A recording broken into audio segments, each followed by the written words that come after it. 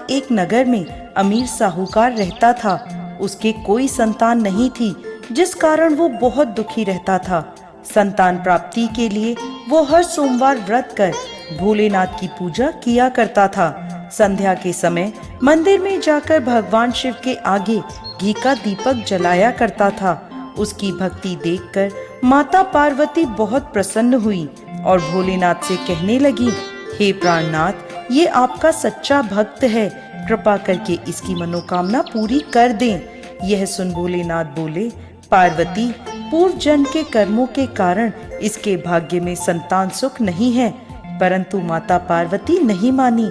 तब भोलेनाथ ने स्वप्न में उस साहूकार को दर्शन दिए और संतान प्राप्ति के वरदान के साथ साथ ये भी बताया कि उसका पुत्र अल्प आयु होगा और उसकी आयु मात्र 16 वर्ष की होगी। यह सुनकर साहूकार प्रसन्न तो हुआ, परंतु साथ ही साथ चिंतित भी हो गया।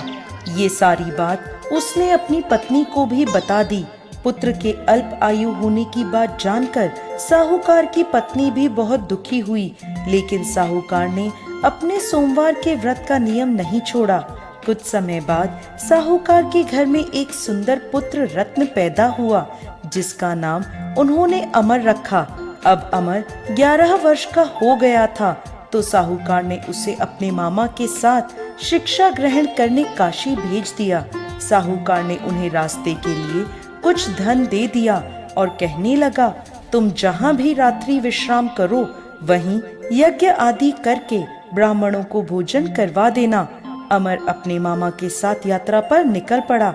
रास्ते में वो एक राज्य में पहुँचे जहाँ राजकुमारी का विवाह हो रहा था, परंतु जिस राजकुमार से उसका विवाह होना था वो अचानक किसी कारण से एक आंख से अंधा हो गया।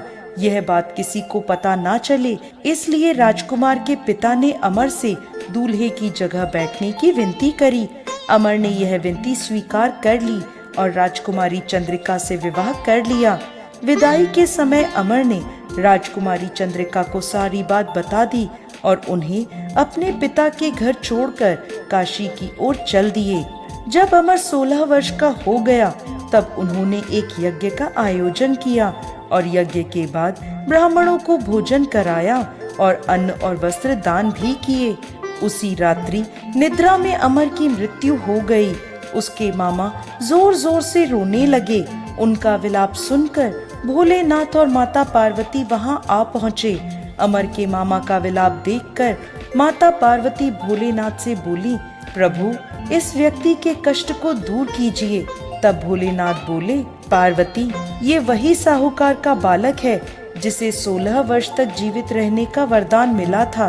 तब माता पार्वती ने भोलेनाथ से कहा, हे प्राणनाथ, इसके पिता 16 वर्ष से सोमवार का व्रत करते हुए आपको भोग लगाकर दीप प्रज्वलित करते हैं।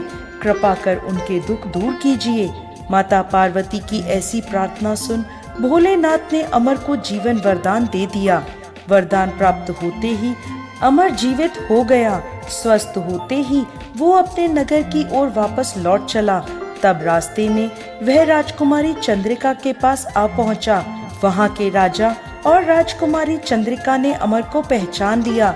राजा ने राजकुमारी चंद्रिका को अमर के साथ उसके घर की ओर विदा किया। वहीं दूसरी ओर साहूकार और साहूकारनी यह जानते थे कि 16 वर्ष की आयु में उनके पुत्र की मृत्यु निश्चित है। इस कारण वो बहुत दुखी थे और कष्ट में अपना जीवन बिता रहे थे। तभी उनका पुत्र अमर राजकुमारी चंद्रिका के साथ घर पहुंच गया। अमर को अपनी नवविवाहित पत्नी के साथ देखकर साहूकार और साहूकारनी बहुत प्रसन्न हुए। उसी रात भोलेनाथ ने साहूकार को स्वप्न में दर्शन दिए और कहने लगे, हे साहूकार, तुम्हारे सोमवार के व्रत से प्रसन्न होकर मैं तुम्हारे पुत्र को लंबी आयु प्रदान कर रहा हूँ। हे भोलेनाथ,